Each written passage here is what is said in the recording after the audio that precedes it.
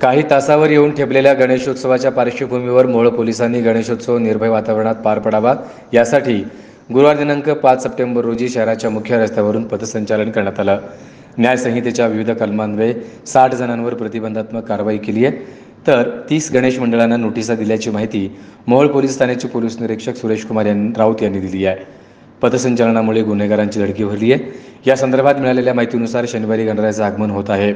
नूतन police अधीक्षक अतुल कुलकर्णी यांनी no DJ no Dolby ही संकल्पना राबविण्याचे जिल्ह्यातील सर्वच गणेश मंडळांना आवाहन केलं आहे, अन्यथा कारवाई अटळ आहे।